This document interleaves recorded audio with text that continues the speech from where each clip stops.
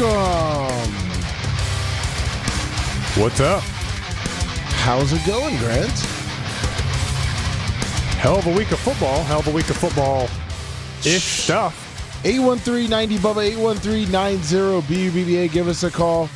Hell yeah. Now, I remember I was going back and forth about doing it Tuesday or Thursday, and I'm like, well, let's just see what happens on a little closer to it.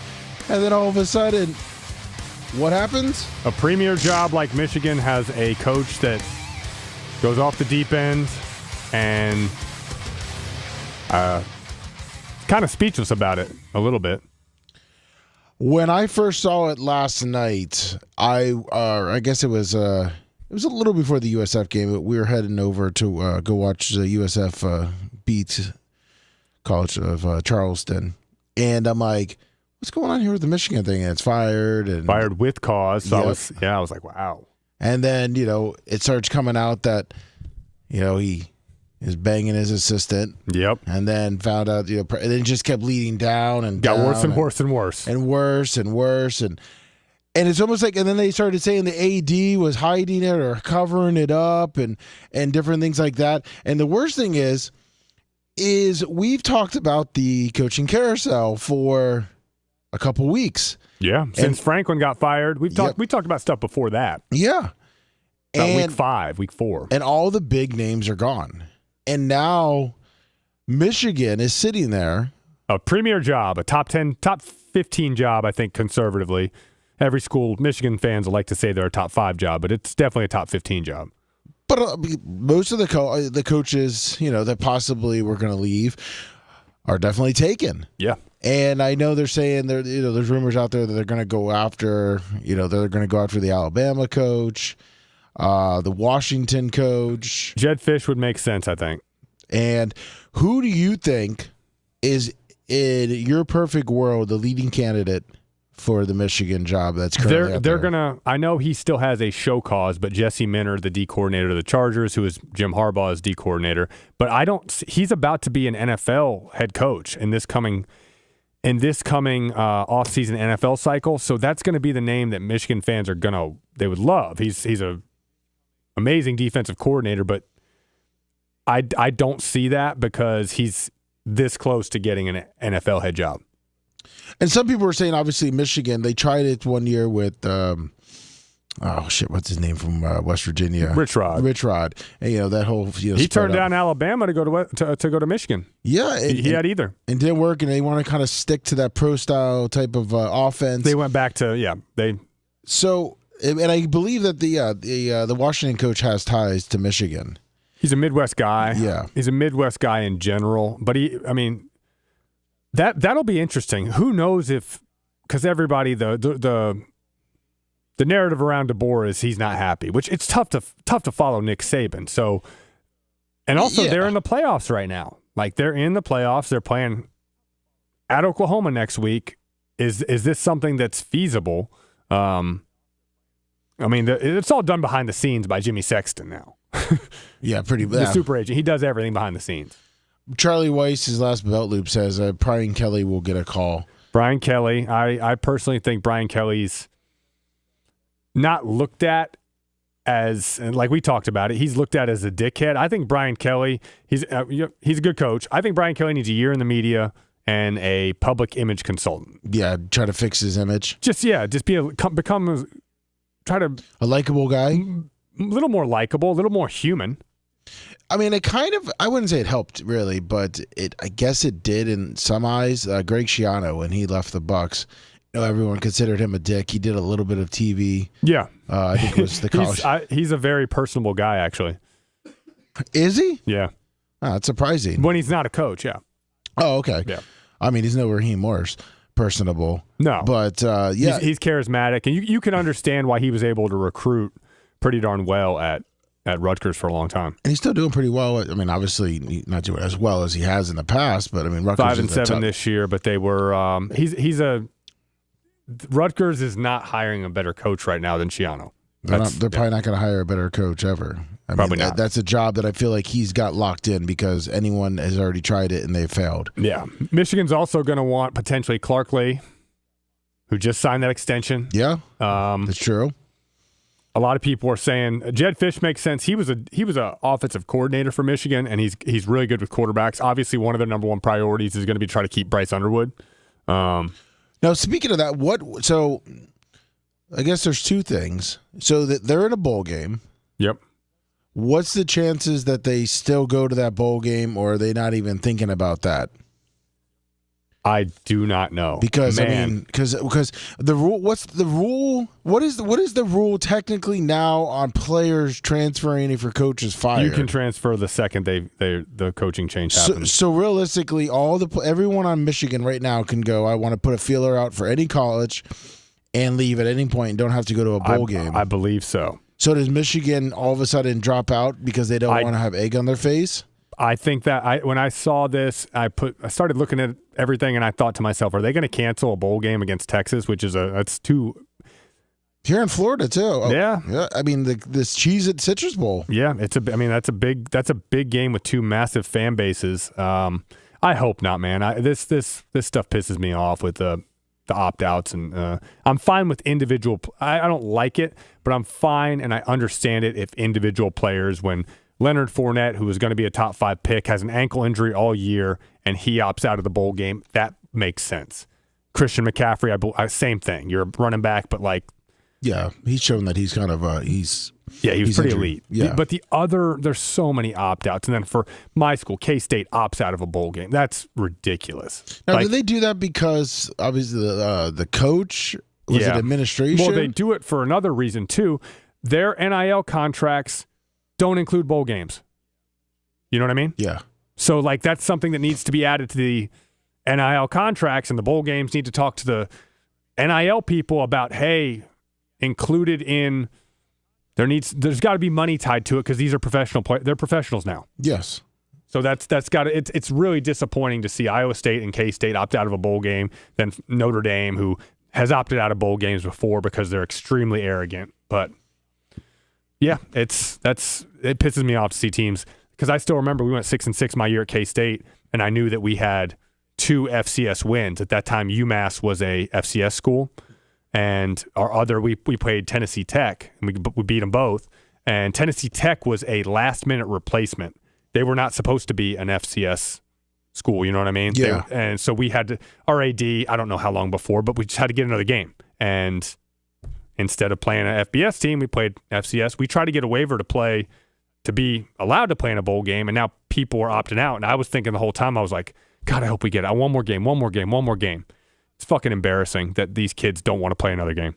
Yeah, and it's crazy because a lot of people now, well, I mean, it kind of goes with the Notre Dame story, so I'll hold on to it. But who do you think they could replace if Notre Dame says, look, we don't want to go down there with 30 players? Because everyone now, they're looking out for themselves. They don't give a shit about Michigan. Wait, what are you asking? What team would they replace them with? Replace Michigan. Michigan? Yeah. The game will get canceled. Oh, so Texas get fucked too? Yeah. I don't think they're replacing anybody. The plans are made. That's pretty. What shitty. good teams available? Unless they could pay Notre Dame, but Notre Dame's furious. That would probably be the one that would make sense, but. Well, I mean, you still got technically they could always try and get an Iowa State or a K-State, maybe if they throw enough money at it. It's a big enough bowl. I think the plans have already been made, though. I think those staffs have moved on, obviously, and the players are on their winter, their program, whatever. So I don't know. Don't know. That's very disappointing. Extremely. And this is, the end of bowl games is going to come pretty soon if they don't figure out a way to fix it. I did not know that about the NIL with the bowls. Yeah, I heard. They don't really talk about that much. No, I know. But in the NFL playoffs, you get paid each round, right? Yeah. In college, you should get paid now. They're pros. The only way you're going to have these guys play in the games, and you're still going to have opt-outs from the elite guys, but unless you pay the players, I don't know, $1,000, $2,000, $3,000, whatever it is, unless you give them a number out there that they got to play in this game, they're not going to play. Which Weeze asked that he thought, obviously the bowl game brings in, it's some revenue to the university. So they get a payout, yeah. Yeah, so I mean, why would they opt out of it? What's the point? Because the players are not the player. They don't have. It's It's all linked to the NIL. It's all linked to the pay. Yes, pretty much. Yes, the players have other plans, and this game doesn't matter enough to them anymore. That's shitty. Very shitty. Yeah, that ruins the whole bowl thing. I mean, it ruins everything that the college has with the bowl games and everything going forward. Which, I mean, like I said, there's 15 years, only about 2% of you, maybe in the bowl games, maybe it's 5%. Maybe 5% of you guys ever play an NFL game, and in 10 years when you're not playing football anymore and you're working a 9 to 5, you're going to be pissed off you didn't want to play that last game in a freaking bowl game. Okay, fine. Then we're gonna jump into it right now because you're kind of pointing. You're going to my point. So we had a caller today, Alex. I think it's Charlie Weiss, the last belt loop today. He called in. He was talking about Notre Dame, which one of the topics you want to talk about is fuck you, Notre Dame. Unless your FU is totally different, then I picked it up as fuck you, Notre Dame. When I saw, well, first of all, I think it's completely right that Miami is ranked ahead of Notre Dame. Facts. They played the beginning of the season. It was a really good game. Both teams are really good. Miami won on the field. They have similar resumes otherwise. It was a sham that they were not that they were ranked behind them for the most of the year. But it was a rank. It was ranking. Whatever. Yeah. The committee got that right in the end. But I believe that Notre Dame always has power, right? They always have the power. They're an independent, whatever. The committee members, this is the first time they ever had the power over Notre Dame. And Notre Dame could call any conference in the country tomorrow and be a full-fledged member, right? Yeah, they don't want to, right? They don't want to. But they want to have their cake and eat it too. And this is the committee's kind of F you, Notre Dame. Like, you're not in a conference. We're doing this a little bit. But again, that leads into my other, the ACC. The ACC powers that be, Jim Phillips, right? Yes. Jim Phillips, and then the Notre Dame AD. I don't know how much he's involved with ACC processes, but how many millions of dollars are you paying Jim Phillips and you don't realize that you have an idiotic tiebreaker system? That's what cost Notre Dame the playoff spot, right? Yeah. Like, you have four teams, SMU, Miami, Pittsburgh, Georgia Tech, Duke, you have 5 teams that are 6-2. Why did you have a tiebreaker that allowed the worst of those teams to be the second participant? That's idiotic. Anybody with a brain knew that when you went to 16, 18-team mega conferences and you don't have divisions, you don't have an East and a West, ACC, Atlantic and Coastal, you don't have the divisions, you're going to have a logjam like this. And none of them could figure out that we have a tiebreaker system that the worst of the 5 made it. And congrats to Duke. They won the game on the field. They are ACC champs. They're a good I'm team. Just saying, anybody with a brain could have looked at SMU, Miami, Pitt, Georgia Tech, Duke, and said, they're all 6-2, but Miami's the best team. Yep. Obviously, they're the best team. And I think that the tiebreaker, when you don't have a 2-team tie, if you have a 2-team tie, it's obviously head-to-head, if there is one. But beyond that, it's either points for, points allowed, but realistically, shouldn't it just be your ranking? Your ranking. That's what it should be. And it now should go off your ranking, your strength of schedule. There should be a lot of different things that go into it. Which they had a very complex, and I'm saying it should be really, really simple.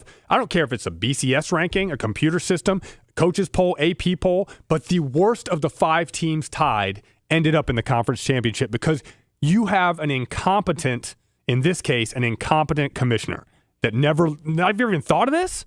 Me and my buddies said this a couple years ago when all the conferences started going, hey, there's going to be log jams.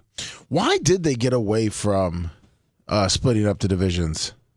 I think the conferences just got too big. Yeah, but you can still have, that, even bigger conferences like inter conference championships. I would say that honestly, if you really want, like the teams are going to 9. Like the Big 12 has a 9-game conference schedule. The SEC next year is. It's like, honestly, why don't you do 10?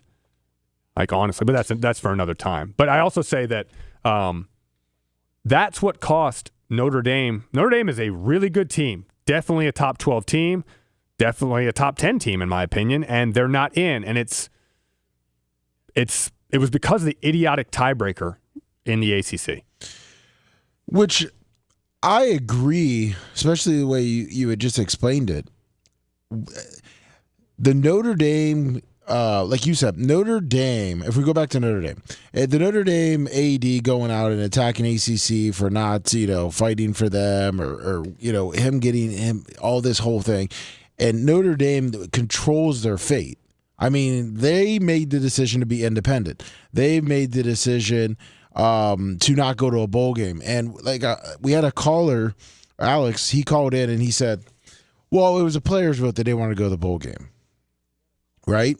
I go, well, I guarantee it was not, you know what I mean? Like, I guarantee you shouldn't even give them the option. It's exactly. One of those things, that's a failure in leadership. And I'm a big Marcus Freeman fan. You have guys, like you said, like exactly what you said. Now, I've experienced, not as a player, but I've experienced the bowls outside of, but knowing players and being in there, you know what I mean? Kind of seeing what you guys go through on an outside. And it was, for me, it was a fun experience. Talking to you and other people that we know. It's a blast. It's a fun experience. It's a blast.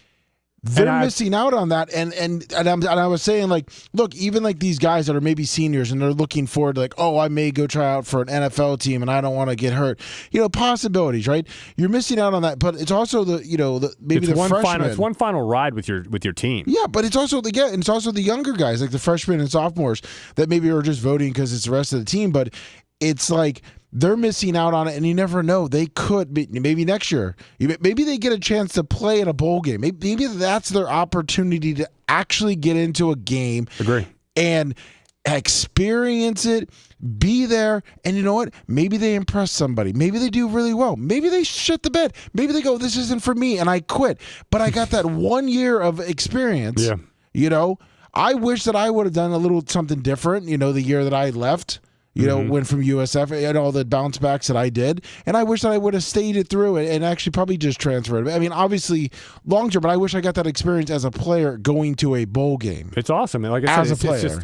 I do think teams were probably more tight-knit back then just because, again, the transfer portal is, and I mean, that's another thing. Yeah, exactly. That's coming from, I went to 3 schools, but at USF, I mean, I was there for 4 years. It's, you become pretty close to your guys, and it's just like you're going to a place for 5 days hanging out, and I didn't drink at the time, so I'm just hanging out with my buddies. They're drinking beer. We're having a good time at a bowl game. It's a blast. Yeah, I mean, when I went out there with you guys in El Paso, it was everyone kind of just hanging out. Yeah, it was fun. It's really fun, and again, like for Notre Dame to vote, it's like I don't think that should have been like Clark Lee. We're not victims in this. Did you see his statement? No. Like, he could have easily said, hey, we got screwed. We should be in the playoff, blah, blah. He said, we're not victims in this. We're looking forward to the bowl game. Yeah. And I love that. I love that mentality. I mean, if you look at when FSU said they got screwed, a couple years ago. They did. They still went and played in the bowl game with half their roster gone and got their ass kicked. And Georgia, who had just as many NFL players, I think all of them played. Because again, that goes back to Kirby's program. Kirby's a badass. But then you look at the guys that played for Florida State. I mean, most of those guys don't play, ever again.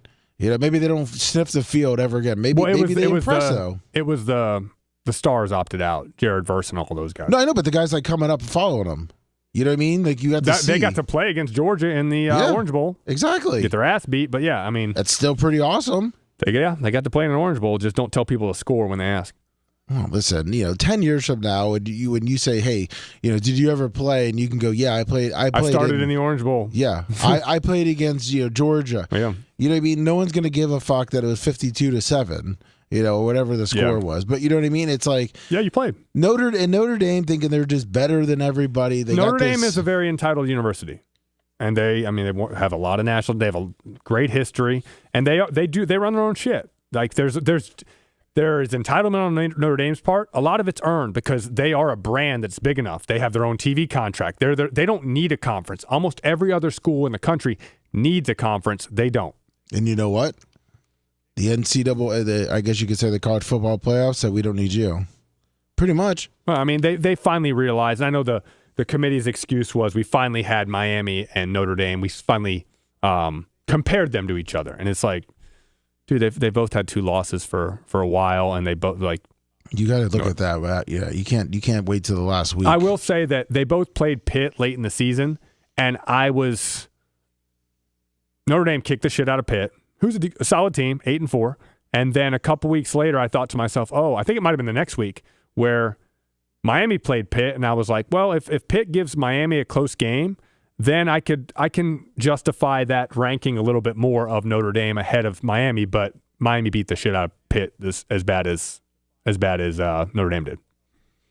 And again, it's hard to go off of that too. I know they do, but you know what I mean. You're looking at that and you're like, it depends. The weather's a factor. Injuries are a factor later in the season. You have all these different factors, and I know that Notre Dame comes out and their thing is, well, we played them the first week of the game or first week of the season. Yeah, if all things are even, you got to go with the result on the field. Exactly. I mean, look, it's like, if we would have played them later in the year, how do we know that?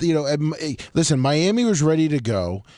Notre Dame, obviously, they lost. It was a close game. It was 3 points, but still, when you look at it, it's still a win. It's still a win for Miami. But people are like, Notre Dame played them right now, they would beat Miami. Well, you don't know that, one. And two, realistically, how do you know, just because now you've gone through and you got more experience, that the Miami guys, they're not beat up. There's injuries. There's different things that have affected everything. Everything, yeah. There's always going to be There's always the hypotheticals, but exactly. You don't need a hypothetical when you already played. Even though it was week 1, and Notre Dame had a freshman quarterback making his first start, all that. I get all that, but they have even resumes and they played each other. But we go back to the tiebreaker with Duke. The SEC, why was Alabama in the SEC championship?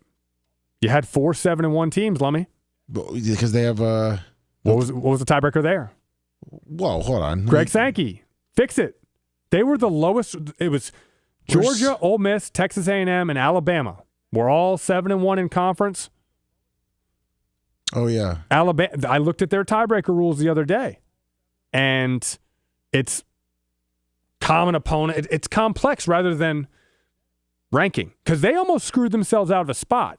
Nobody would have pouted if Alabama, a lot of people would have been fine with Alabama being left out. I would have been. Oh, yeah. I mean, Alabama. But why was Alabama in and not Texas A&M or Ole Miss? I think Alabama was, before that game, after when all the teams finished the regular season at 7-1 in the SEC, and you don't have the head-to-head, the tiebreaker should be the ranking.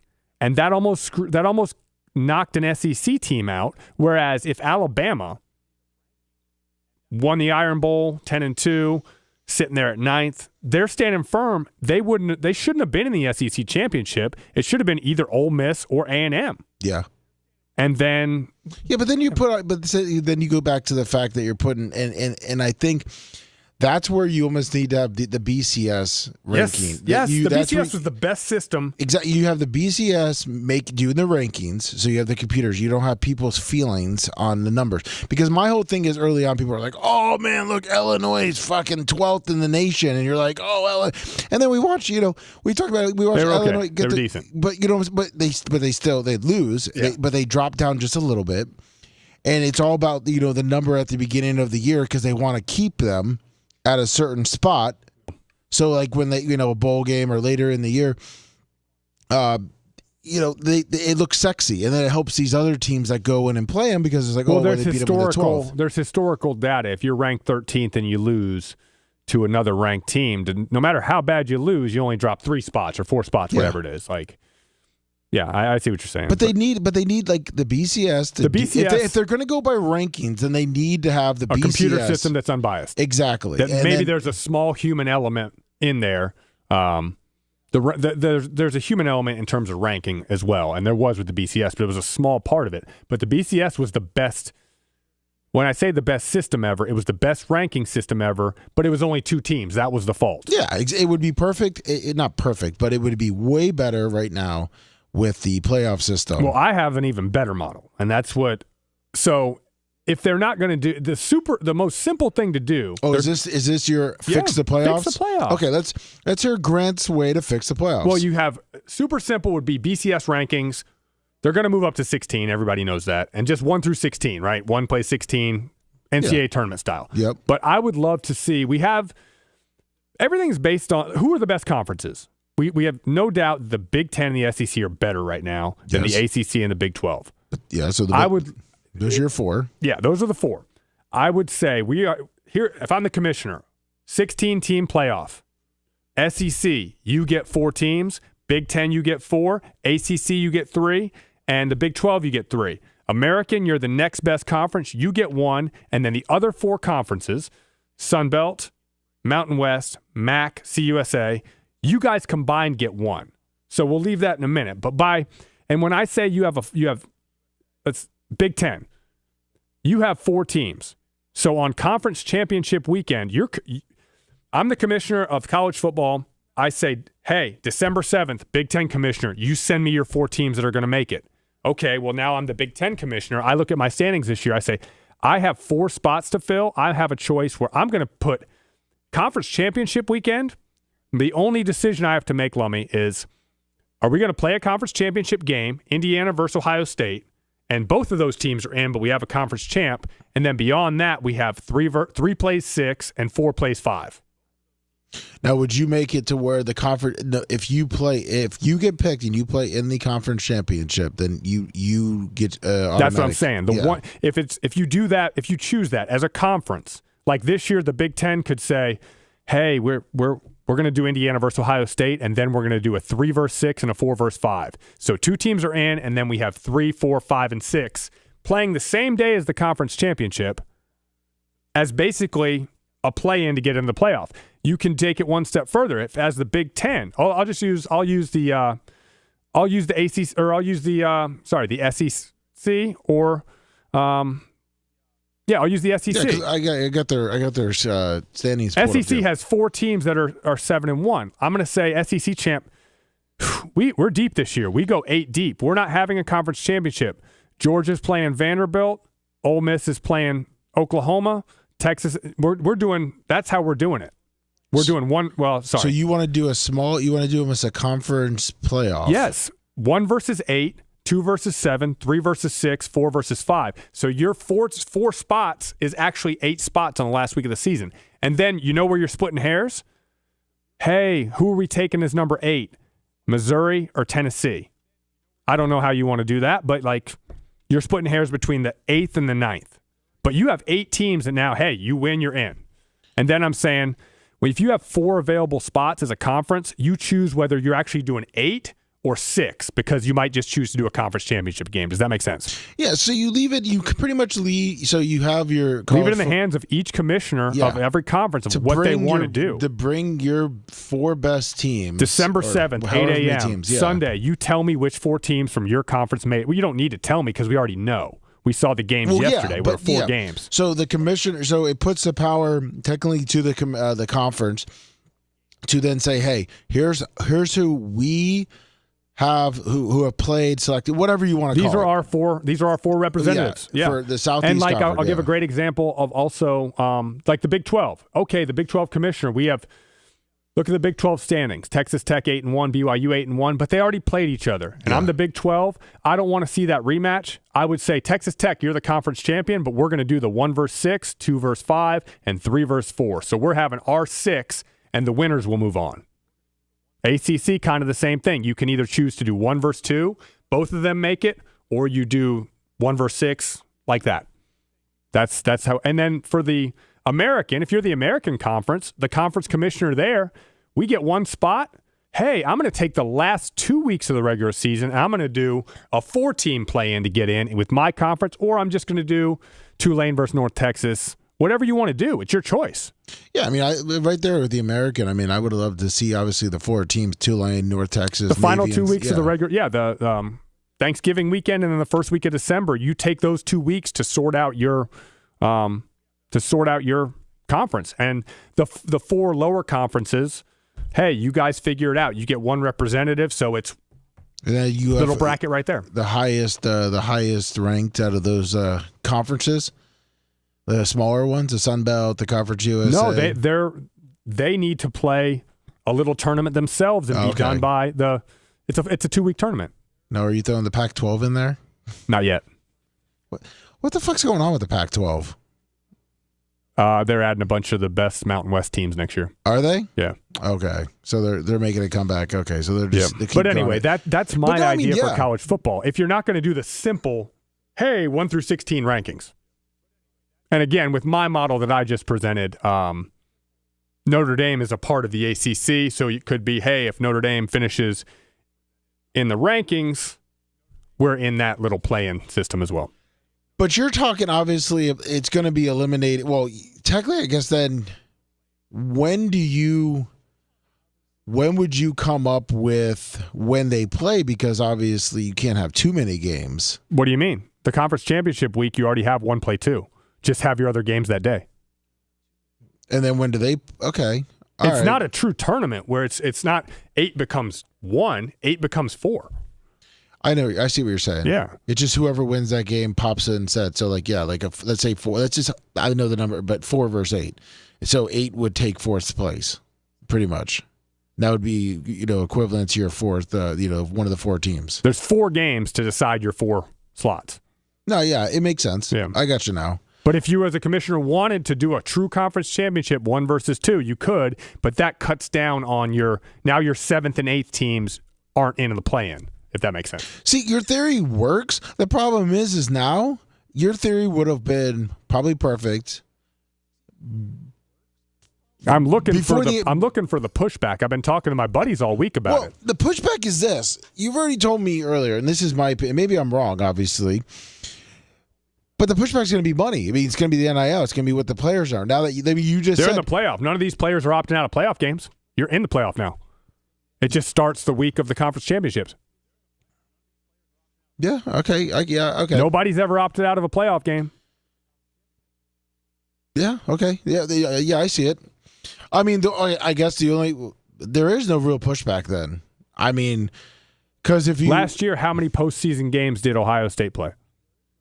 Because they were in the first round. They beat 4 teams. They beat first round, they beat Tennessee. Second round, they beat Oregon. Third round, they beat Texas. And then they won the national title against Notre Dame. They played 4 games.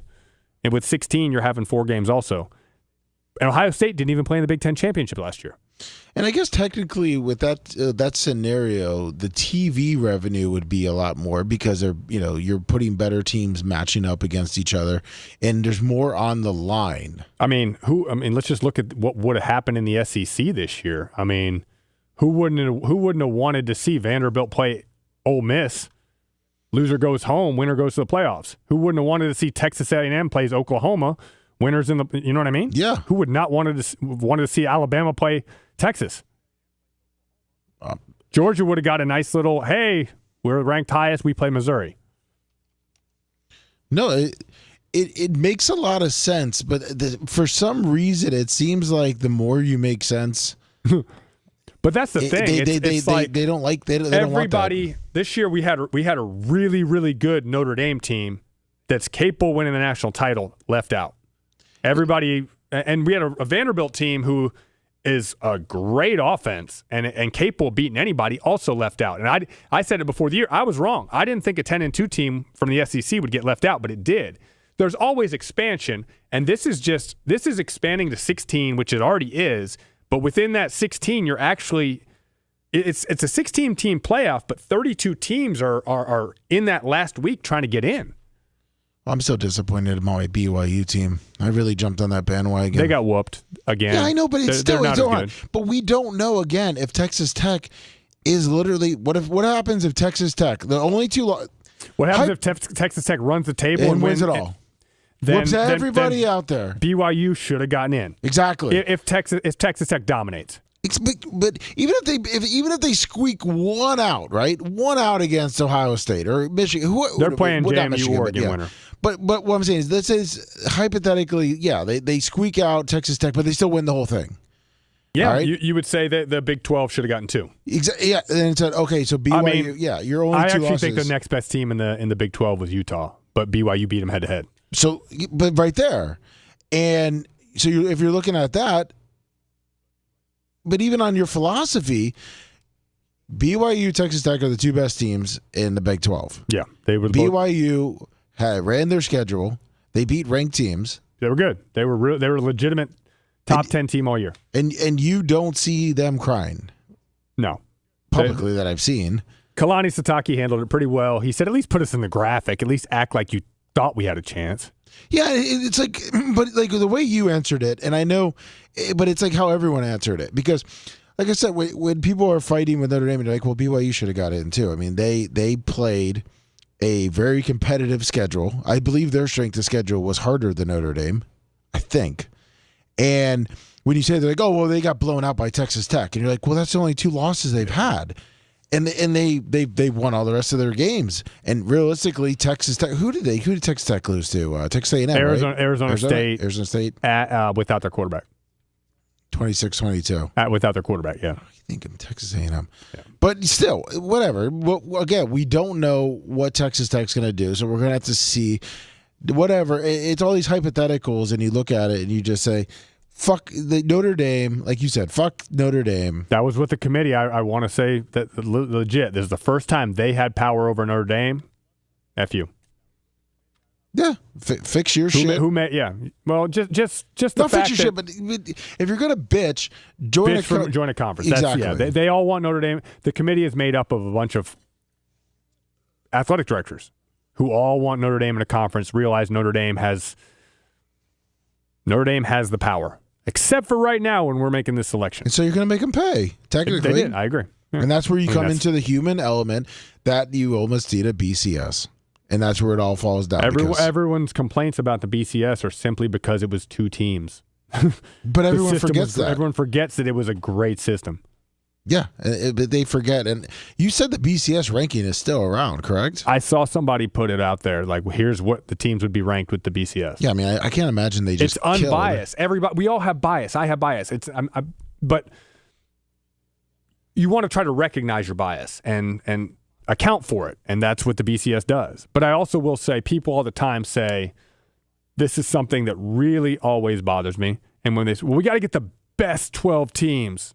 No. It's the most deserving, and I will argue this till the day I die. You know why? Why? Okay, so let's just do a hypothetical here that University of Iowa went 11-1, okay? Yep. Won the Big Ten, 12-1. Or let's say Iowa. Let's say Iowa goes 11-1, wins their conference. Who's their loss? Rutgers. Okay. Lost to a bad Rutgers team, or Purdue. Well, yeah, they had a bad week. Once again, it's human element. You never know what can happen with players. Actually, sorry, I'm going to start the hypothetical over. Iowa goes 10-2, loses to Purdue and Maryland. Alabama or Ohio State, they didn't play. Ohio State goes 6-6. Who's favored? Ohio State, I guarantee it. Sorry, my camera was off. Yeah, Vegas, of course. Because Ohio State is the better team in Vegas. Vegas will tell you Vegas will do any matchup, and Vegas, because it's money, will tell you who the better team is. But you can't say, we got to take the better teams. No, because the better teams aren't always the teams that are the most deserving. Nobody would argue that a 6-6 Bama team or 6-6 Ohio State deserves to be in the playoff over Iowa, but they're favored by them because they are a better team on paper, and they are computer matchups. They are going to win that game. You see what I'm saying? Yeah, and people go off of name. Like that's where I get annoyed with the preseason rankings. And that's why the argument, and that's why the people say, well, right now we're the best team. We're one of the best 12. Yeah, but you lost 4 games during the season or whatever. You know what I mean? Yeah, exactly. It's your whole body of work for the whole year. And that's why it's the most deserving teams, not the best. Vegas will tell you the best every time. Vegas will tell you the best. Whoever's favored on that, you can do any hypothetical with Vegas. You can find out whether USC would be favored over Western Kentucky by how much on a neutral field. But see, that's where. But it still comes down to they still have to play, and you have to give it up to where anything can happen on any day. Correct. With players, you don't know what's going to happen. Fuck you! You wake up, you feel like complete dog shit. You don't have, you're going out there at 98% feeling. and you're not going out there 100%. That would be pretty good. Most of these guys play most of the season at about 78%. Well, you know what I'm saying. Yeah, okay. Well, fine. You go out there, you've already been 75. You're kind of feeling a little, whatever. But then you wake up one morning, you got a little fucking head cold, and you're playing at like 60%. Or you're Riley Leonard, and you come out there the next day, and you have a sore knee, and now we're signing Phillip Rivers. There you go. Yeah. 44-year-old Phil Rivers. Waiting for to see the headlines of Grant Gregory come back. What were you getting at there with that not feeling great and all that? Well, just because, like you said, everyone always goes off of either preseason rankings or like on paper. And it's like, okay, great. Well, I got 5-star recruits, and we were ranked, the second, and we lost 2-3 games, and you lost 2-3 games, and it's like, okay, well let's play head to heads. Like that's why, like I'm 100% with your system now, where it's like, yeah, let's put it on the field, instead of putting it in, player, people, because like you said, the human element gets into it and go. Well, yeah, I mean, look, Alabama that's the closest was better. That's the closest thing to the college basketball. That's what it's moving towards, right? And it should. That's what's gonna happen. But and then like I said, if you want to go, it's pretty simple at the top conferences. The conference commissioner is going to have to make that decision. Where is it going to be a true conference championship game, or is it going to be the 1-8, 2-7, 3-6, 4-5? Now on the lower conferences. With those bottom four, they need to take the weeks leading up to it, and their champions play each other. So they're just, hey, regular season matters. We're going to have Conference USA. It's going to be Kennesaw State. Kennesaw State is going to play Western Michigan, and then Boise State is going to play James Madison. And then those winners play on conference championship week for one spot. I know that obviously not many people care about that, but I do like to include the little guy because they are. Got to. You never know. If you're actually having a real tournament, you have to have a path for everybody to get there. And can you imagine if the NCAA the basketball tournament left out the little guys? Yeah.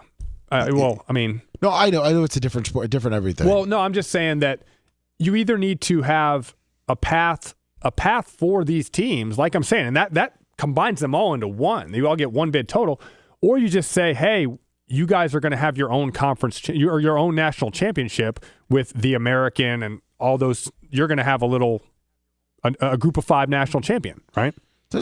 Now I know they don't have the conference like playoff thing, but isn't that kind of how the Division 1 AA, Division 2? FCS has a 2014 playoff. A 2014, okay. 24, 8 buys. Top 8 seeds get a bye. Is there now? Or what I'm saying is that playoff? Is it going off of all the conference championships, all the conference champions? Yeah, so we can look at the FCS playoff model right now. Because obviously that's you have. This year was the first year that the Ivy League champion made the. Oh God, Ivy League. Oh, they got 2 teams in. Both Yale and Harvard. Yeah, they did. Wow. But there's every conference has an automatic bid, and then you have a bunch of at-larges. So the at-large bids are very, very, very Missouri Valley Conference. CAA has lost a few, and then Big Sky is a very good conference. But you said that it's a 24, so 24. You get 8. The top 8 seeds get a bye. Sometimes it's good to copy. Maybe Division 1 should copy off. Mike Leach. Mike. It's going to 16. So let's make. It's going to 16. It's going to. And all Notre Dame getting left out did was expedite the process of a next expansion. Now, do you like a 16, or is that it? Is that it on 16? Well, there's 136 FBS teams now. Do you know how many FBS teams there were 25 years ago? 64. Nah, there was like 117, 112. Okay. But that's the same thing with college basketball. The purists are going to say, no, it's too big. But is what's better, a 16-team playoff, or you have Colorado and Georgia Tech splitting a national title based on votes? Right? Yeah. Nobody wants a split national title. No, never. It sucks because you think about the bowls were great for years and years and years, but again, just like the conferences, we don't even have true conference. Like we don't have. There's no separation. There's all these log jams of conferences because the conferences are so big. Just expand the playoff to 16. So like I said, 16 really is 32. Yeah. With my model. And just give me the intellectual property, NCAA. Give me the intellectual property on that. There you go. Let it happen. Let it work out. It does. It works itself out. It does. And then technically, they're realistically at that point in time, you shouldn't have any teams bitching. Realistically, I'll tell you the ones that are going to be bitching. Like in the ACC, you're going to have nobody's bitching because you only get 2 teams. Well, no, you get 6. You get 6 for 3 spots. So ACC standings, everybody from Duke up is playing that final week, and the winning 3 make it. In the Big 12, who's going to bitch? In the Big 12, you're deciding between Arizona, Arizona State, and Houston. 2 out of those 3 are in, 1's out. So that's who's bitching. But you have your tiebreaker. Arizona State's out because they're not ranked as high. Charlie Weiss's last belt loop, he put Vegas had Notre Dame minus 3,500 to get in the playoffs 15 minutes before the committee show. There's always shit going on behind the scenes, right? I mean, Vegas, realistically, like you said, because money runs everything. Well, Vegas of course. money runs everything. Yeah, people saw it. I mean, McMurphy had it last year because people forget that Alabama got left out last year over SMU. Yeah. So everyone's like, oh, Bama got that SEC. It's like last year the committee chose SMU. Yeah, they were ready. But McMurphy leaked that. Right. It's like, how does this get leaked? How does it get leaked? You've only got these 12 guys in a room. You got one person sitting there just texting. You got a chair. Yeah, it's crazy. Like, how does this shit get leaked? Like you said, money leads it, man. It does. Get the tip and get it out there. But yeah, and then I'm telling you, if the Big Ten wants to go to top 8, who's in? Washington or Illinois? Whoever's ranked higher based on BCS. The other one sits at home. And Minnesota. Those 3, 5, and 4 conference teams, only one of them is included in the 8 because they're all fighting for that 8th spot. So, but that's my idea, and I think it's damn good. Now, again, anytime I say something like this, I've been talking all week to my buddies about, tell me what the problem with this is, what the problem is. And I feel like every problem is, it solves itself. Instead of having Notre Dame, who legitimately could have won the national title, bitching that they didn't get in when they were one of the best teams, it's proven on the field. It's on the field. Yep. And so join a fucking conference. I don't know the year, but college basketball, if you ever go down those Wikipedia rabbit holes or the basketball reference, football reference rabbit holes, yes, a lot. You look at teams, there are teams that went 19 in 1978, the Kentucky Wildcats went 19-3, but didn't make the NCAA tournament. It's like, what? Well, they didn't win their conference championship. Like, the NCAA tournament was only 16 teams for a long time. Well, see, once again, I mean, the money took over. Back then, it didn't. Yeah. You know what I mean? It was, and now it's the greatest event. The opening round of the NCAA, Thursday, Friday, Saturday, Sunday, is the greatest event in sports, right? It's the most money that in the Super Bowl, right?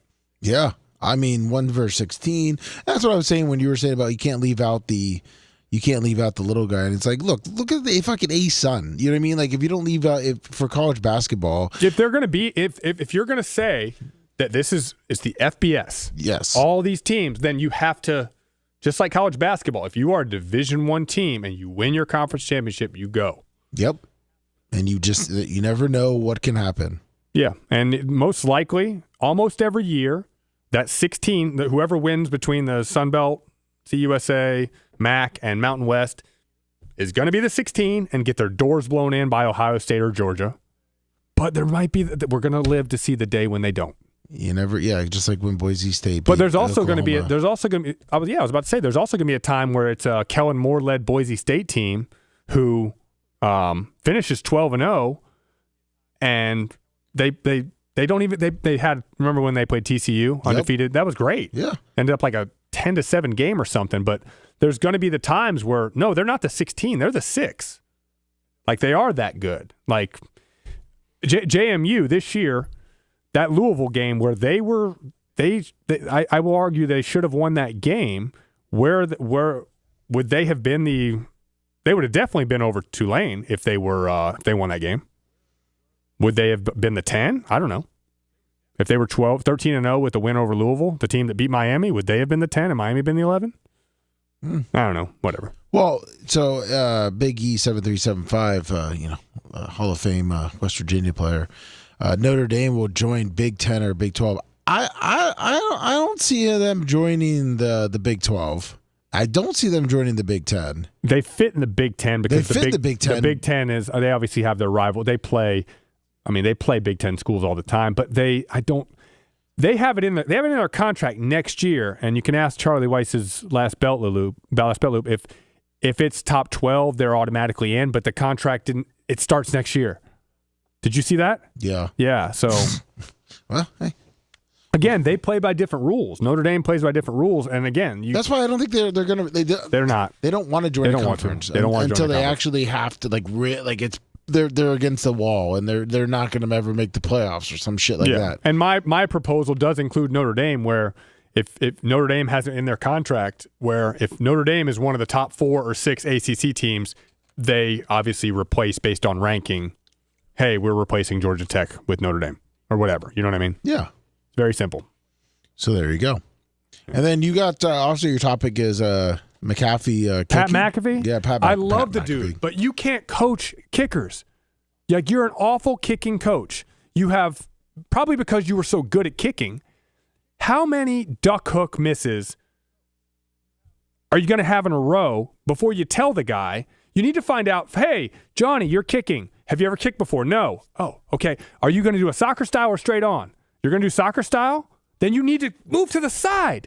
These guys all go almost straight on and kick, and what do you think is going to happen? You're going to duck hook it. Well, yeah, and when they do, and they're limited spatially by the mat that they have. Like Pat McAfee, I know you're awesome, but man, widen your mat.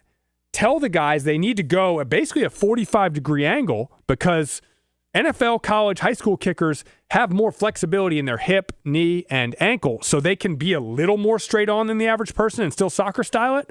But all these misses, probably 95% of them are absolute cocaine duck hooks because they're basically kicking soccer style from straight on. You're obviously talking about He wants to give away the money. Yeah, so like that's what I'm saying. He's just not so trying. Everyone knows you're talking about game day. I love it. Dude, McAfee and Saban have saved game day. They're awesome. Oh, 100%. They're awesome. Listen, my wife and I just love it. I love waking up with nothing to do on Saturday and on the 9 o'clock boom, and we like the McAfee kicking. The people. I kind of don't like the whole them. Oh, you can get someone to do it. Well, I know. Like you we said, talked he's trying about to you get as rid a of kicker. Yeah, he's trying to give it away. It's a 33-yard kick. That's not easy. No. But he moved it up last week, and the guy still that guy had no talent, so that sucks. But if it were me, I would try to get a steel-toed shoe and try to get a actual square-toed shoe. Is what I'm saying because I'm a toe hacker. Oh, well, would you? But T, would you listen to? Would you listen to McAfee was trying to teach you? Yeah, he's a great kicker. And like I'm saying, he doesn't want you to miss. I'm saying, Pat, that's like me. Someone goes to throw and they have the ball gripped weird. They don't spread their finger and I don't correct them beforehand. I want you to hit the target. So you need to do this. Pat, he does this kicking contest every week. Some of the guys are great. If they're great, they don't really need much coaching. But when they haven't kicked and it's pretty dang obvious and they tell him, he needs to coach them a little bit better. But again, like we said, sometimes, I guess technically, instead of a fill-in, it would almost be a little bit better. And I know that it's all about time restraints, but have you ever kicked before? Once when I was 6, whatever. And he sits there and he's like, all right, like you're saying, like before, maybe in a commercial break, go to the side, give him a little bit of tips. Okay, well, here's a great example. Golfing. If you had somebody, you pulled them off the street, and you said, hey, we've got a driver here. All you have to do is hit it over that fence right there. It's 100 yards away. Anybody who's ever played golf, no problem. But I want to see him take a practice swing. You know what I mean? Of course. I'm not going to, they don't even, simulate that they're going to kick. Show me what it looks like. Show me what you're going to do. And then if they go straight on and kick soccer style, I said, you're going to hook it. You need to come over here. Just like in golf, if their swings like the lady in Happy Gilmore, I'm going to say, oh, man, I don't know what to do here, but I'm going to try to coach you. Well, listen, you know the thing there, besides even golf, and it's crazy as bowling. You want to throw at your arrow because you want, especially if you do a spin, if you put a spin on the ball, you want to, when you're going toward the lane, if you're arrow is to the right because you want to curve back, obviously, into the head pin. Yeah. You want to finish. So you want to finish to your left. So if you're walking straight, you want to finish to your left and throw it out. Angles, yeah. Exactly. But you're saying with the kicking almost. The kicking, you come in with that instead of straight on because your foot's going this and you're already working. Yeah, most people don't understand when you're kicking, where does the ball hit on your foot if you're an NFL kicker? They say toe to leather, but it's not your toe. Your big toe joint, it's about an inch below that is where you actually make contact with the ball. Yeah. So your foot needs to be at upon contact, it needs to be basically at a perpendicular angle, a parallel angle to the goalpost. It's perpendicular to your aiming point. I'm surprised that you're so up on kicking. Well, I love that contest, and he's trying to give away the money every week, but he's not coaching them. He's not coaching them correctly. And again, I always say it'd be really hard a lot of times it's really hard for LeBron James to coach basketball because it came so easy for him, right? Oh, yeah. And McAfee is an unbelievably talented athlete, not just in kicking especially, but he's really athletic overall. So that's my rant on that. Obviously, he's a better punter. Well, he did kickoffs because he had a really powerful leg. Well, I know. In college, he was a kicker as well. Yeah, but I know. Big E's like, he missed 2 field goals that cost us a chance to play. He did. Well, listen, that one of that year was, which they always forget, is the year they lost to USF. Correct. Yeah. So look, you totally delete that if you go ahead and beat USF. Well, that Pittsburgh team was not good that he's referring to. Oh, they weren't? No, that was a bad Pitt team. I don't remember. Oh. I want to say they were 3-8 and they went 4-8 because they won that game. But I think he missed 2 kicks, including one that was real short. It was bad. Here, you want to see this guy kicking right here? That's you. Yeah. Watch that. I believe that's right down the middle. Dude, you toe hacked that. Yeah, see, right down the middle, though, baby. Wait, rewind that back? Of course, I told you. See, so you're sort of toe hacking. Yeah. That's a very interesting style. You like that? Did the people know that you are a pretty damn athletic guy? Look at that. But yeah, you toe hacked that from the side. Yeah. It's interesting. But you know what? It went right down the middle, didn't it? It looks, yeah. That's right down the middle, left center. Yeah, left center. I hit the net. But never a doubt. Yeah, see, first, listen. But so right there, but you good. obviously, again, you knew what you were doing a little bit. A little bit, a tiny bit. Yeah. But but why did you go from the side if you're toe hacking? Why? Yeah. I just kind of went off and I was trying to, because my fear was, like you're saying, is that I was going to, if I did kind of go straight out, whatever, right? Mm-hmm. That I was going to, my leg was going, the momentum was going to go to the left and I was going to hook it. Well, your shoe was not square toed. No. So, it's weird. Toe hacking without a square toed shoe is hard. Yeah. But Lummy is an exceptional athlete. I've also messed up feet, so. 413. Hey guys, I heard you talking about Pat McAfee, and I think I really enjoy Pat McAfee. I didn't start watching him until recently because I knew if I did, I'd be just hooked. And one of my favorite things on College Game Day is that kickoff gimmick. The kicking contest. It's great. Yeah. And he doesn't want to give away the money. So he's not going to give he'll give them subtle tips as to this is what you should do. Like, I don't know if you guys saw the one where they were kicking indoors and they had a wall on the right side of the field goal post. So even if you kick the kick all the way to the right, you could bank it off the wall, and he even said it. He said, just as long as it goes through the posts, that's all that matters. It doesn't matter how you do it. And the guy kept kicking it all the way to the left. And then he did it again, and he gave him another chance. And all he had to do was kick it harder to the right. Even if he banked it off the wall, it still would have went through the posts. But he didn't do it. But then he gave him a chance off screen. And he always gives him a chance to win something. Yeah, he wants to give away the money. That's what I'm saying. He wouldn't give him second chances if he didn't want to give that away. It's just a tax write-off. Yeah, but here's the deal situation, too, though. He doesn't really want to give the money away because he'll know if somebody's going to get a second chance. He knows they're not going to make it. So he'll double the $500,000 to $1 million and say, all right, it's $1 million kick. You got it. And then they don't get it, and then they fail. And yours is just the worst ever. It's all a work, really, at the end of the day. But the one I saw, did you guys ever see the one where the girl Gabby? She's like 18 years old. She's like 300 pounds. Did you guys ever see that one? I did not see that one. Is that the black girl? I'm telling you, I've seen it like 10 times, and I cry every single time. It's so amazing. What ended up happening is she's obviously small and chubby, and she's not going to get the kick. She tried, and it just tumbled down across the field. It was terrible. Yeah, it was the black So chick, then right? they go, yo. Was it the black chick from this year? Yeah. Yeah. Yeah, I saw it. So then, yeah. oh, okay. So then he says, what if we have Kirk Herbstreit throw a pass, Yeah. and if it goes through the Oh, post, yeah, we'll give you $300,000. And it goes through, and just the look on her face I did and see the that. Yeah. appreciation. Oh, my God, dude. He wants to give away the money, dude. Yeah. He wants to give it away. He's got sponsors. Every The time I sponsors show are that, I paying it. cry. Yeah. Yeah, But, so yo, he's so full of information. His whole first hour today was all about the situation with the coach from Michigan. And then he talks to one of these guys that knows everything about football. Forgot his name. He's the nerd-looking guy on game day. They really Tom something or yeah, they call him the Ohio State Tom or whatever the fuck his Stanford thing is. Steve? No, Yeah. it's not, no, no, there's a I different hate guy. Stanford Steve. I'm sorry, guys. I don't know what your opinion is on Stanford Steve, but I hate him. No, it's like Ohio. They call the Buckeye. Like he's a. It's like Buckeye John or something. Yeah, he knows all college football. You know Ohio State is loving this right now. Oh, 100%. Yeah. I mean, they're loving this. Everyone thought that Ohio State was the one that leaked it.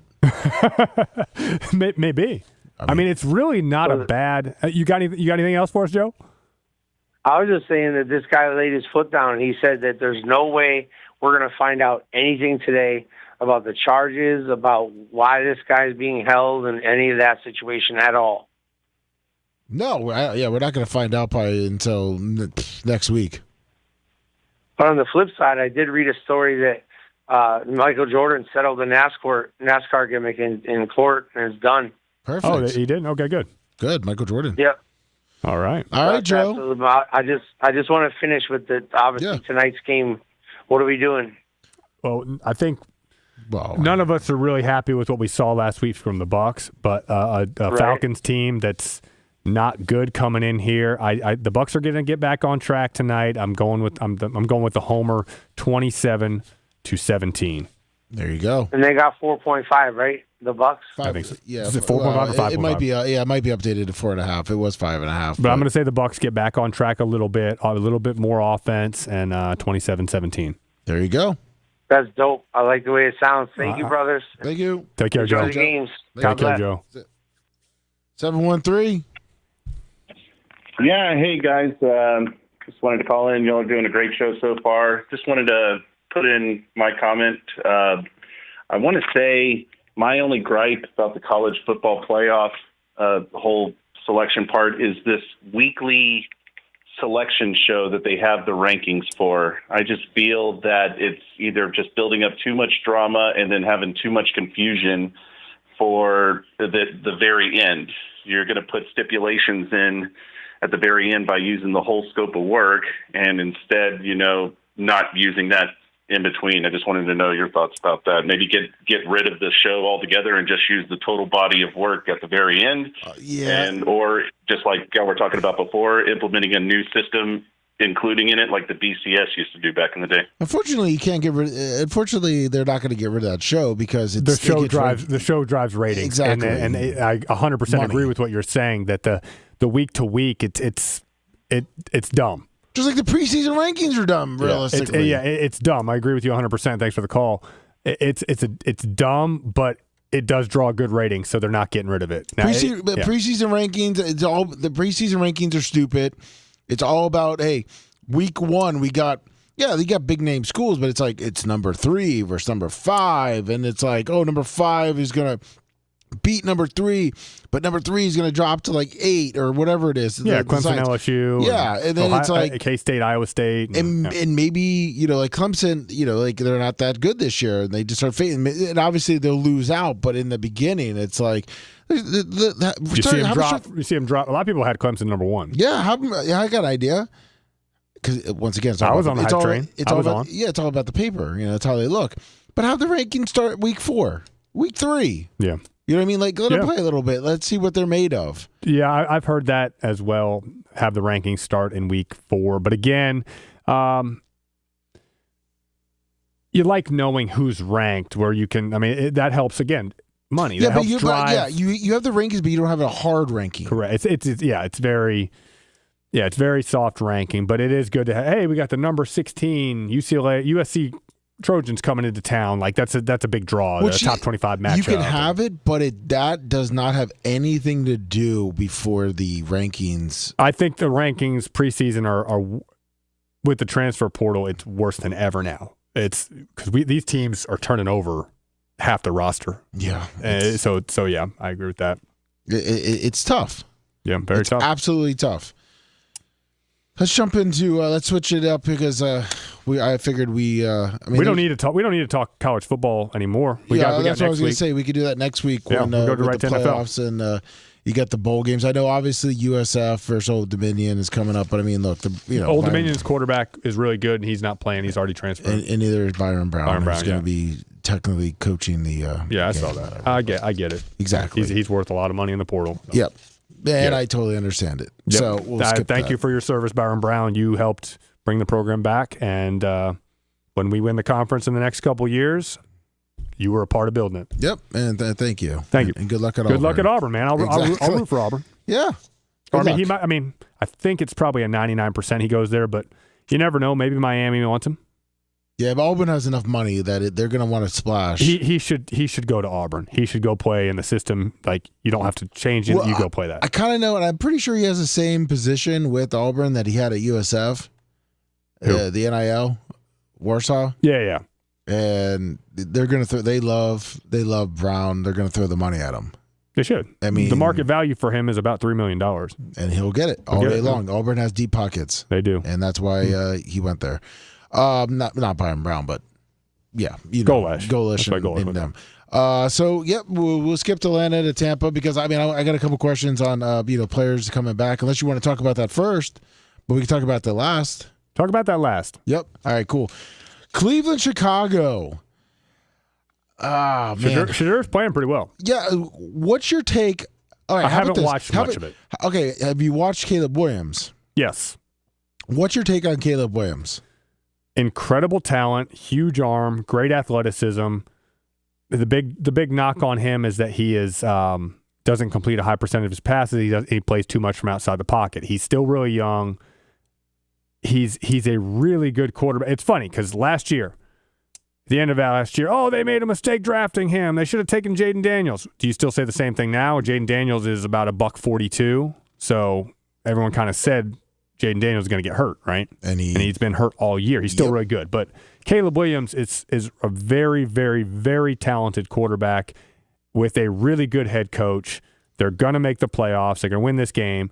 And next year, in his second year in that system, you're going to see him make a completion percentage jump. And what is your take on Shedeur? He's playing well. I mean, he's better. He's playing better than the other quarterbacks the Browns have played this year. So he's got 4 more games. Show your stuff. You actually won a game. You scored 29 points last week. Good. I want to see what he's got because my detractions on him are he doesn't have a great arm and he doesn't have great mobility or great size. So he's limited physically. But I mean, he was very accurate at Colorado. Now, have you seen? Did you know that Shedeur trained with Tom Brady in the offseason back in the when Shedeur was coming out? Yeah. Now, do you think like when you? So I guess you said you haven't really watched much of Shedeur. I haven't seen like his mechanics and things like that. I've seen the highlights, but not the game. Okay. Yeah. Well, then never mind. I don't really watch the Browns games. Well, I watch. So yeah, it's just the highlights that I see. I for some reason was stuck on Shedeur's the Browns last week for whatever reason. It was a good game. 31-29 game. Yeah, I think it was with the Titans too. My kid Mike, so Walker's 4. He picks games. He's for some reason he's infatuated with the Titans in the last 4 weeks. Mm-hmm. So he keeps picking the Titans, and they finally got their win. So I was watching that game because I'm like, well, if the Titans are going to win, they possibly have a chance against the Browns. That was the game they were going to win. And they did. Yeah. Second win. So you got Chicago? Yeah, Chicago. Yeah, Chicago should roll this. At Chicago, too. Weather's high. They got, yeah. They got to win this game, then they'll feel real good, 10-4, and I'm sure they have 3 divisional games to finish. Yeah, I think they play Packers next week. Yeah. So, and then I'm sure they finish with Lions. I think so. I don't have it pulled up, but I think so. And Vikings, yeah. It's going to be division games to finish. Baltimore at Cincinnati. Joe Burrow. Woo. Ravens have to have this game. I was shocked that the Steelers came to play last week and got a win. Man, Ravens, Bengals. Should be a high-scoring game. Should be. I'm gonna say Ravens. Yeah, I mean Vegas has the Ravens 2.5. Yeah, I don't know. I think is Lamar going to be capable of running a little bit better? He's thrown one touchdown in the last 3 games, which is crazy. How's Lamar play in the temperature? Because it's 90 degrees. He's been fine. He has no problem with the cold. No. Okay. He's got big hand. But Joe Burrow, he's just they need to get a defense over there. They do. They have a good offense. Yeah, I'm going to go with the Bengals on that one. All right. Chargers, Chiefs. The Chargers put the nail in KC's coffin. They're done. Chiefs are done. Chiefs are done this week. I'm sure that they probably won't eliminate them, but it'll basically eliminate them. Man, they got the Chargers, then Tennessee. Okay, so yeah, they're gonna probably go 8-8. The Chiefs. I think the wild card in the AFC is going to have 10, maybe 11 wins. Yeah, so they're out. They're out of the playoffs, but at least they don't go below 500. Justin Herbert. Have you watched Justin Herbert? He's a stud. I know, he just has to win. He has to win in the playoffs. No, but recent gameplay, yeah.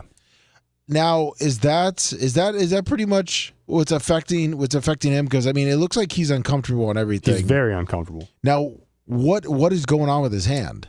His left hand is basically in a cast. I mean, it's basically he doesn't. Did he break his hand? Because he had surgery and he had I think a couple screws put in. Oh shit! So he has to.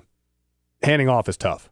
Yeah, handing off is tough. Other than that, doesn't really affect you when you're in the pocket and all that. And Herbert's a huge guy with a huge hand, so he's still a really good player, really really good. Who you got here? You said Chargers. Chargers take it on the Chiefs. Let's see, 4.5. Yeah, Chargers. Bills, Patriots. Good game in New England. Does New England keep it going? I think they do. I think they get the win here and establish themselves as maybe the favorite in the AFC along with Denver. Patriots stumble. Bills win. Josh Allen's too good. Josh Allen just takes it. He's a one-man wrecking crew, although James Cook has been very good this year, averaging over 100 yards a game. I think Drake May. I think he comes down to earth here. A little Stephon Diggs redemption as well. Yeah. Could be. He's having a good year. Commanders, Giants. Wow. That's 2 bad football teams, which 3-10 Commanders versus 2-11 Giants. I mean, Jackson Dart makes it watchable though because he's going to go. I don't know. Jameis made it watchable. Jameis made it more watchable. Yeah. No, I like Dart. He does. There's the video of Gruden talking to him at the QB before the draft. Literally, dead serious. You're reckless. You're going to end up in the injury tent all the time. Blah blah blah. In the NFL, every one of those guys can knock you ass over tea kettle. Unless there's a couple corners that you're significantly bigger than, but other than that, you do not want to take on a safety or a linebacker.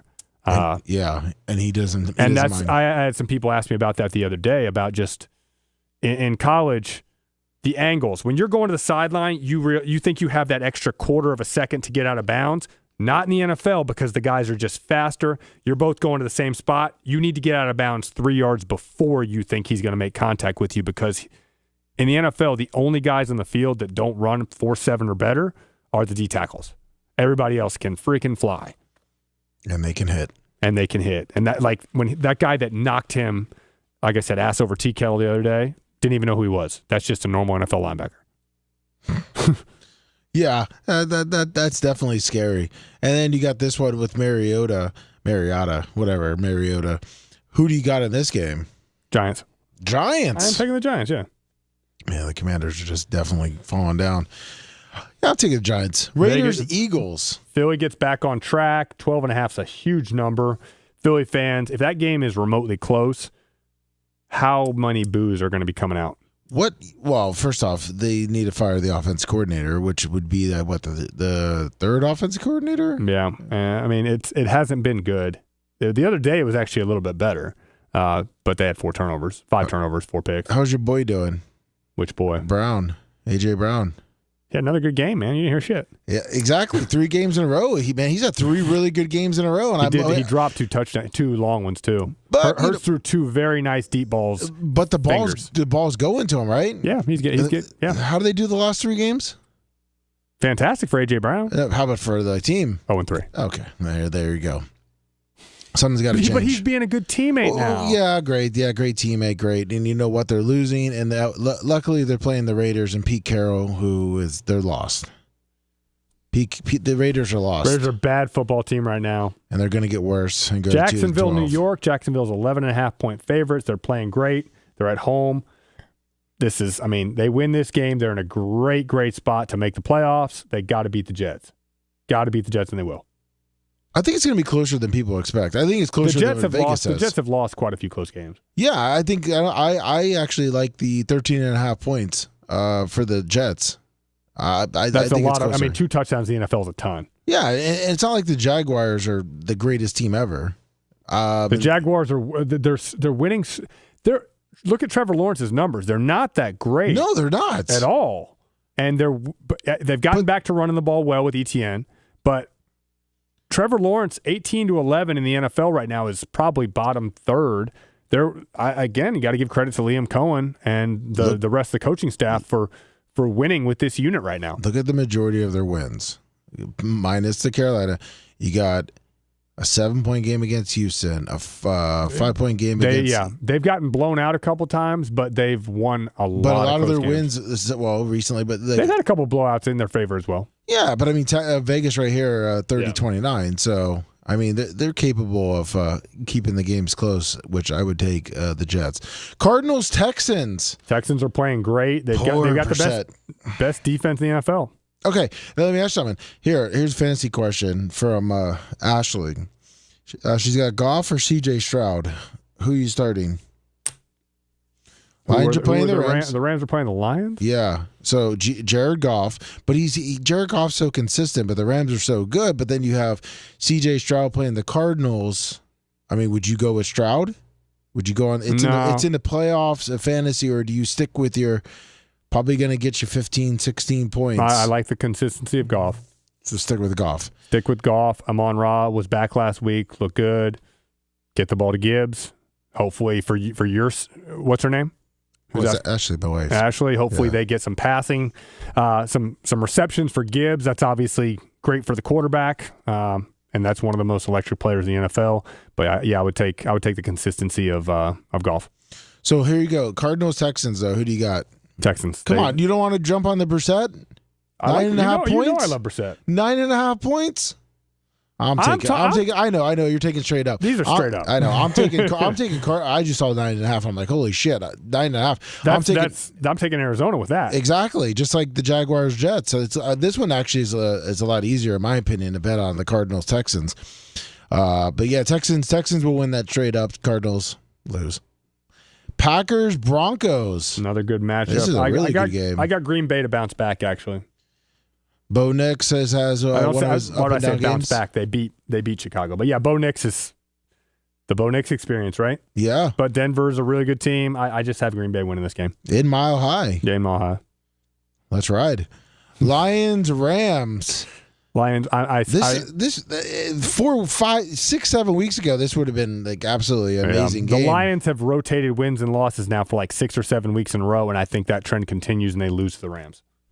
I was wrong last week with I thought the Rams were going to lose that game to the Cowboys. Serves me right for picking the Cowboys. Yeah, because you got the Rams win the Super Bowl. Yeah, I got to pick them. The Rams are good. The Rams are a solid team. They are. I'm going with the Lions. Going to California and taking it. Panthers Saints. Another reason why the Bucs better win tonight is because the Panthers are going to win. Yeah. The Panthers are just a better team. They're a better than the team Saints. right now than the Bucs. But maybe the Saints are coming off high, off the Bucs. Hey, we made Tyler Shuck look like Michael Vick. Listen, that guy was rolling out there. He was breaking tackles. Yeah. It was a very disappointing game to watch in the rain. Very, very. Panthers win. Titans 49ers. Another big spread in the NFL. Noodle Arm Purdy gets it done. Yeah, I think the Titans got their last win, and they're done. 49ers. Niners are getting primed for the playoff run. McCaffrey, got to give him a shout out as always. 849 rushing on the year, 806 receiving. It's incredible. Yep. Colts here. Is Phil Rivers starting? I have not heard yet, but I'm taking Seattle regardless. Well, Seattle's a really good team. Very good team. What do you think as a former quarterback on 44-year-old Philip Rivers coming back? I wish they could have gotten Flacco. I know the trade deadline's passed, and I wish there was a way to release him. No, I thought he could be released. He could be released, but then it's waiver wire, right? Yeah, that's true. Yeah, so I don't know if it was possible, but Rivers is trying to save their season because Riley Leonard woke up with a sore knee. I don't know who their third stringer is, but a 44-year-old Rivers who hasn't played in 5 years.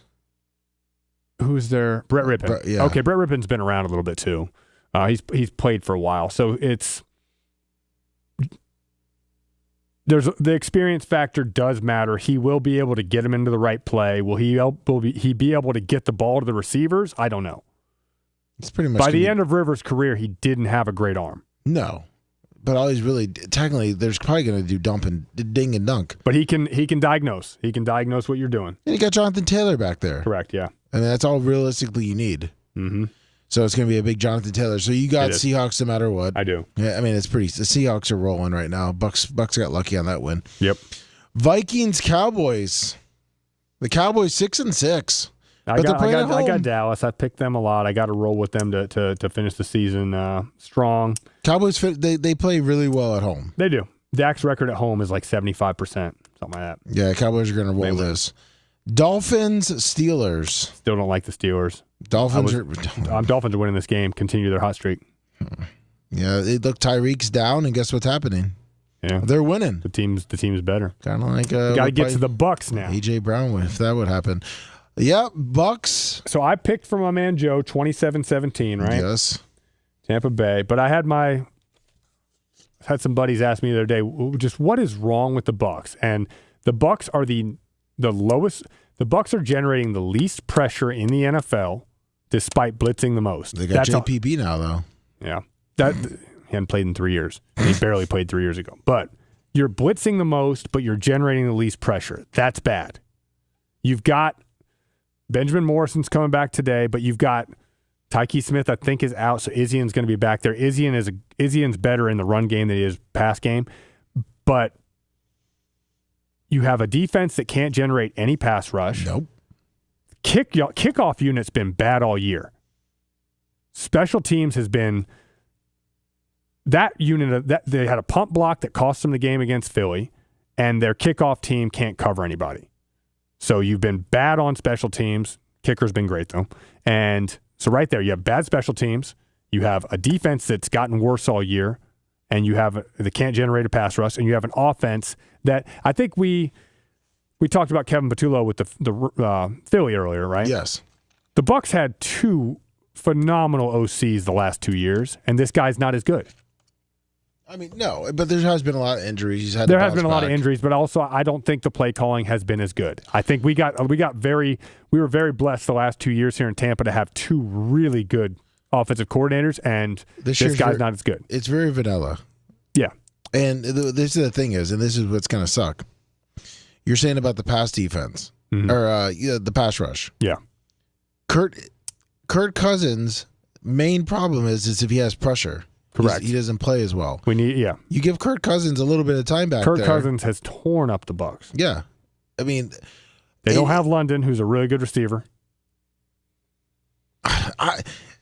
What the scary fact is that the blitz, what you just spewed out there with the blitz. That's a terrible stat, right? Yeah.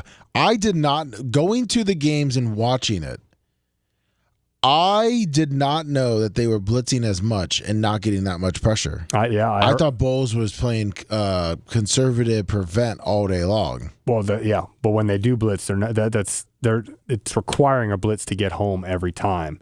And I don't know what the stat was. Were they talking about 5-man pressures or 6-man pressure? I don't know. But they were generating the least amount of pressure despite pressuring the most.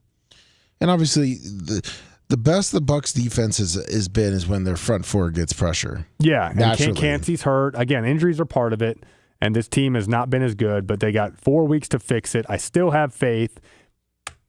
They got to win tonight, 27-17. You're always happy if you hold a team under 20, and in the NFL, 27 is a lot of points. So I'm expecting a good game by offense, defense, special teams. When you play atrocious, the best thing you can do is play right away.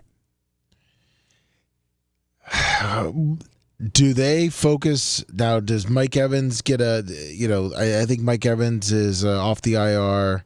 Jalen McMillan is off the IR.